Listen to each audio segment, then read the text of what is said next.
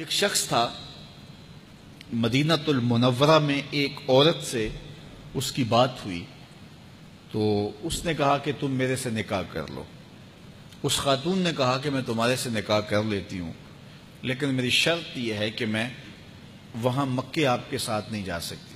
آپ مکۃ المکرمہ چھوڑ کے یہاں مدینہ شریف آ جائیں تو میں آپ کے ساتھ نکاح کرنے کے لیے آمادہ ہوں۔ اس نے اس بات میں آر محسوس کی کہ میں اپنا شہر چھوڑوں، ایک عورت کے لیے لوگ کہیں گے کہ عورت کے لیے جو ہے شہر چھوڑ کے چلا گیا، لیکن اس کا جی چاہتا تھا کہ میرا اس سے نکاح ہو جائے۔ خیر جب ہجرت کا سلسلہ چلا تو اس نے کہا یہ تو بہت اچھا ہوا، تو وہ بھی ہجرت اصحاب کے ساتھ کر کے مدینۃ المنورہ پہنچا اور وہاں اس عورت کے ساتھ جس کا نام ام قیس تھا اس نے نکاح کر لیا۔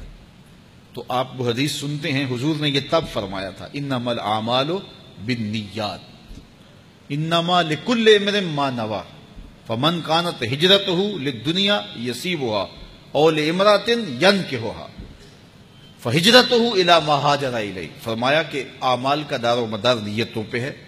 جس نے اللہ اس کے رسول کے لیے ہجرت کی، اس کی ہجرت اللہ اور اس کے رسول کے لیے ہے۔ جس نے دنیا کے لیے کی، اس کی ہجرت دنیا کے لیے۔ جس نے کسی عورت کے لیے ہجرت کی وہ اس سے نکاح کر لے گا۔ تو اس سے مراد وہ شخص تھا، تو اس نے نکاح کر لیا اور صحابہ سے چھیڑتے تھے، مہاجر ام قیس کہہ کے پکارتے تھے۔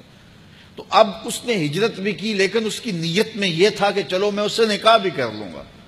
اب یہ بات ذہن میں رکھیے گا کہ نیت کا استحضار یہ بہت زیادہ ضروری ہے۔ یہ یہاں جو طلباء پڑھتے ہیں، اگر ان کی نیت ہو کہ چلو عالم بھی بن جائیں گے، عالم بنیں گے تو پھر خوب عزت کمائیں گے، پھر جو ہے وہ لوگوں کی آنکھوں پہ پلکوں پہ بیٹھیں گے، چونکہ اس دور میں بھی لوگ علماء کی قدردانی کرتے ہیں، تو پھر ان کا مقصد اگر یہ ہو گیا تو پھر ان کا ایک ایک حرف پڑھنا دنیا داری بن جائے گی۔